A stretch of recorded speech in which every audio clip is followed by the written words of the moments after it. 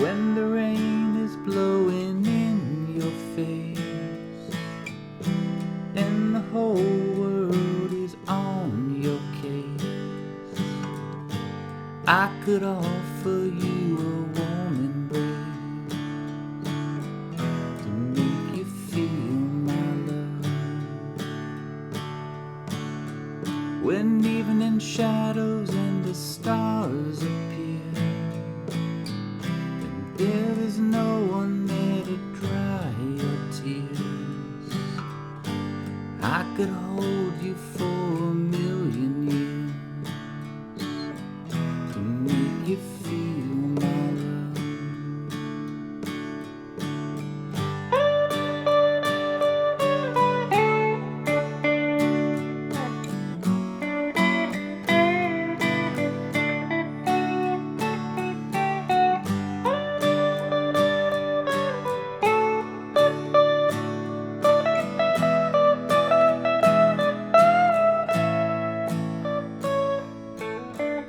Hey there friends, what's going on? David Potts with Song Notes here, and welcome to my lesson for Make You Feel My Love by Bob Dylan originally. Lots of folks have covered this song. Adele had a great cover, Billy Joel has a good one. It's Garth Brooks' version though from 1999 that inspired this one. Earl over in the Song Notes community sent in a request, I listened to it, and seeing him play it live with the guitar really lit the fire under me. I've loved this song forever, but that version really got me sort of working it out in the key of D. So that's what I'm going to be doing here. I'll be using key of D chord family. The benefit of this compared to using the key of C or G or anything else like that is you can avoid bar chords altogether, okay? So even those scary looking chords, that G minor and the F sharp 7, those don't require any barring at all, so I'll walk you through how to play those. As usual, I'll show you a few different strumming patterns, so based on your skill level and just the vibe you're going for, you'll be in good hands there. I'll also talk about the chord progression if you're a bit more of a visual learner like I am, and then talk about some capo notes if you want to play along with your favorite artist. But for now, let's get into the basics of this song and have some fun, all right? So big picture, let's start with the verse here, right? The song just has a verse and a chorus, as you see. The verse is played a couple times,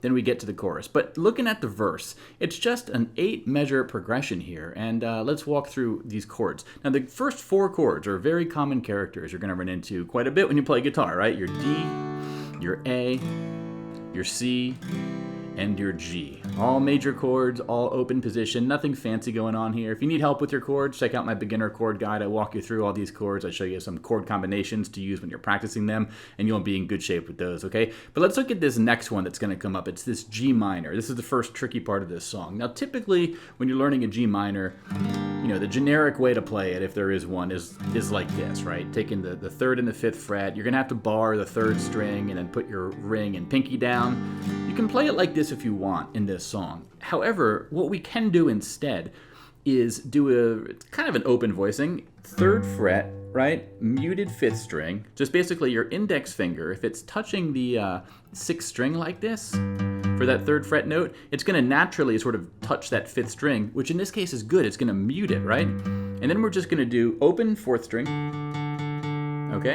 And then 3rd, 3rd, 3rd on the thinnest 3 strings, okay? So the most important part about this is you want to make sure that 5th string is really muted, okay? Because that, if that rings out, it's going to ruin the vibe of this chord. But if you play it all together, you get that, okay?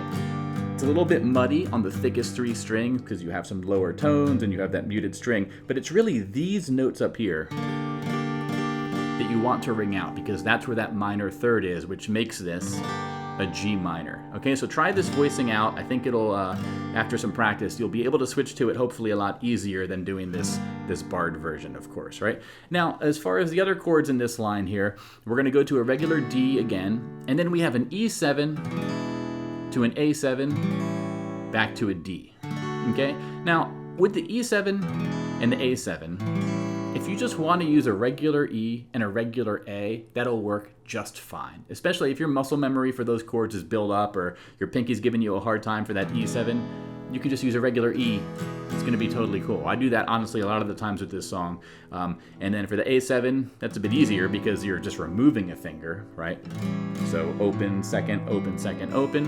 And then that's how you do all the chords in the verse there. So the verse, if we were to talk through it and do a single strum of each chord, right? When the rain is blowing in your face and to C, and the whole world is on your face. That's the G. Now the G minor. I could offer you a D, warm embrace. Okay, now the E7, to make you feel my love. Now you're going to notice in my song sheet here and on the screen as well, what are those bars around the E7 and the A7? So I note this on the first page of my song sheet. Every chord you see above the lyrics is going to be played for one measure. That's 4 counts, right? But the exception, the only time that's broken is in those bracketed measures, right? The E7 and the A7 are going to be played for just 2 beats each. So that's one measure shared by 2 chords, right? So let me count through, and it'll make more sense hopefully when I do that, right? So again, every other chord is 4 counts. It's like this, right? D, 2 and 3 and 4, and A, 2 and 3 and 4, and C, and 2 and 3 and 4, and G, and 2 and 3 and 4, G minor, 2 and 3 and 4, and D, 2, 3, 4, E7, 2, A7, 2, and D, 2, 3, 4. You hear that? Now for the G minor, I panicked and I just had to go to the barred version because I forgot to do this version. So again, you can use whichever one you want, but the main point I'm trying to make here is for that E7, it's 1, 2, 3, 4, 1, 2, 3, 4. Again, 1, 2, 3, 4, D, 2, 3, 4. So that's all you're going to need for every verse. Let me do one more playthrough like that. I'm just going to count and play the chords this time in case that's helpful. Okay, so let's do one measure to count it in. 1, 2, ready, go. 1, 2 and 3 and 4, and 1, 2 and 3 and 4. 1, 2 and 3 and 4, and 1, 2 and 3 and 4. 1, 2 and 3 and 4, and 1, 2 and 3 and 4. 1, 2 and 3 and 4, and 1, 2, 3, 4. That's all you need for every single verse of this song. Memorize that progression once and you'll be in good shape. So again, that G minor, probably going to be the tricky part for you there, and as well as that quick change. Just make sure, again, if the E is giving you trouble with the pinky, you can just use a regular E instead. It's going to sound just fine. So that's how you do the verse. Now the chorus of this song, I'd say it's a little bit easier because you don't have that G minor going on. There's only one weird chord. It's going to be the F sharp 7. So normally F sharp is played, you know, it's like an F chord, but it's moved up 1 fret each, right?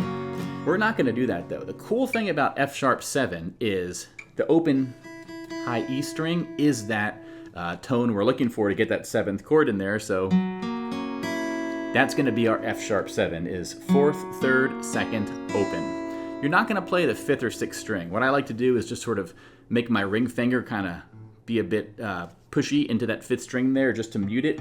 That way if I do happen to play the 5th string, it's not going to make a sound, okay?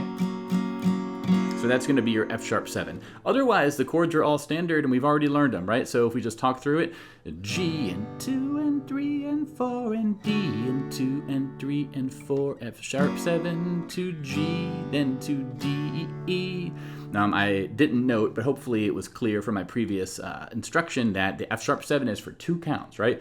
1, ooh, not like that. 1, hey now.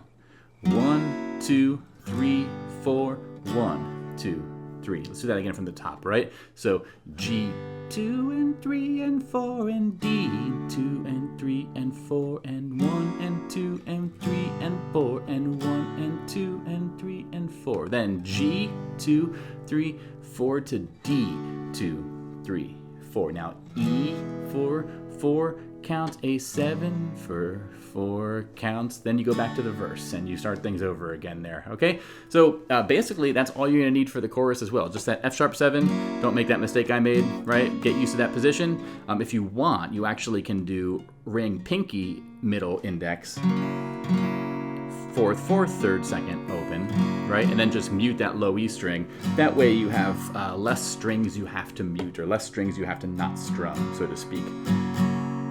So anyway, that's the F sharp 7. Hopefully that was helpful for there. And let's look at some strumming patterns now, okay?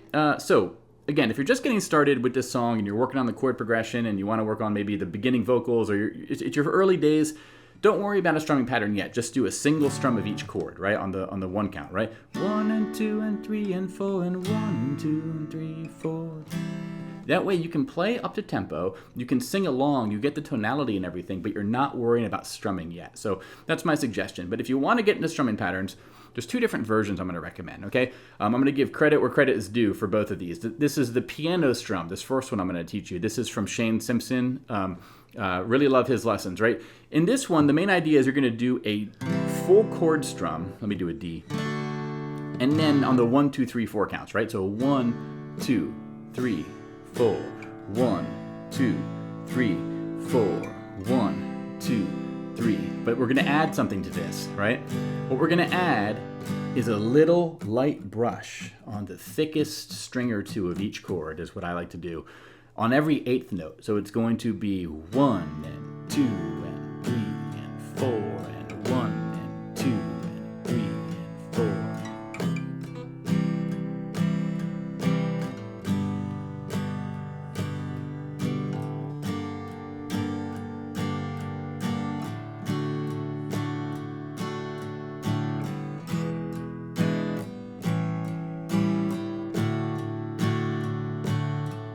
Okay, so what that's kind of doing is it's letting the bass note have a chance to ring out, but it's going to be on the eighth notes, right? So 1 and 2 and 3 and 4 and 1 and 2 and 3 and 4. I'm doing it fingerstyle here to really emphasize those bass notes. You don't have to be this emphatic with your bass notes. I hope emphatic is a word. Don't if it's not, be kind, please. But the main idea here is, again, just light brushes if you want. That's what I like to do. For reference, listen to Imagine by John Lennon, because he's going from F, or C to F. Same thing, right? Where he's doing a strum bass, strum bass, strum bass.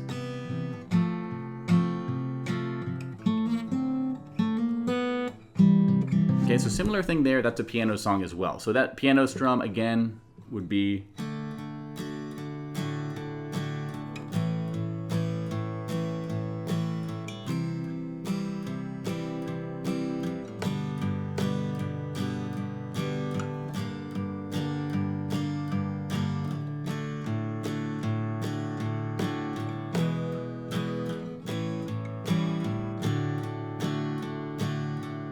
Okay, that's a nice little option you have there. It's relatively straightforward because you're not having to worry about a super complex strumming pattern, right? It's very just all down strums and they're all kind of equal, Now this next strum, I'm calling this the 3-3-2 strum.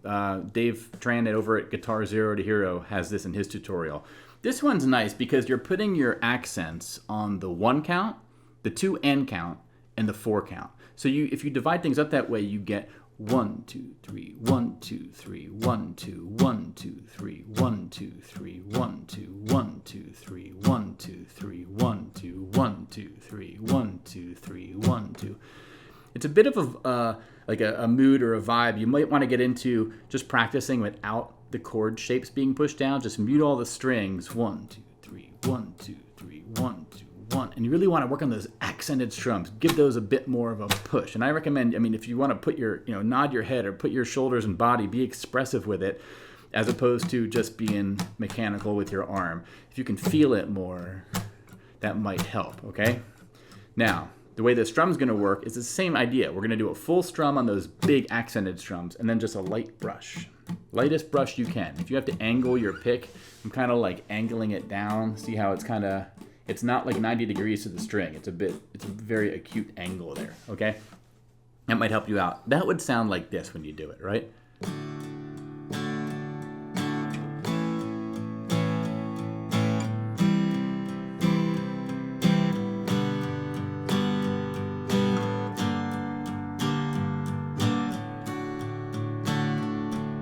Now, for this measure, the split measures where there's 2 chords, I just do a down, down, down, down, then go back to the pattern. But when I do it, I make the first down a bit stronger, so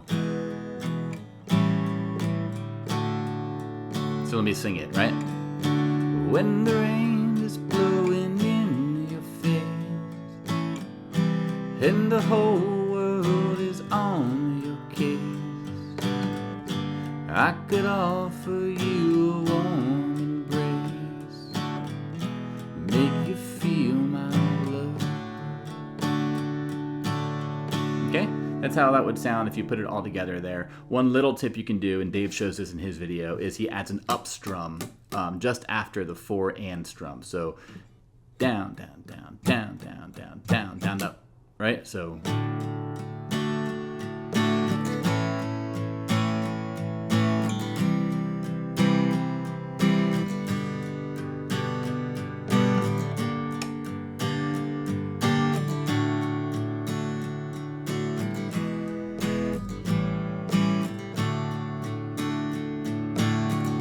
Okay, so try that out if you like to. But otherwise, that's all you're going to need for the entire song. Use whatever strumming pattern you like. Use those chord voicings. You have the chord progressions here if you need to follow those, and you'll be in good shape. Now, if you want to play along with your favorite artist, here's a quick capo guide I made here, okay?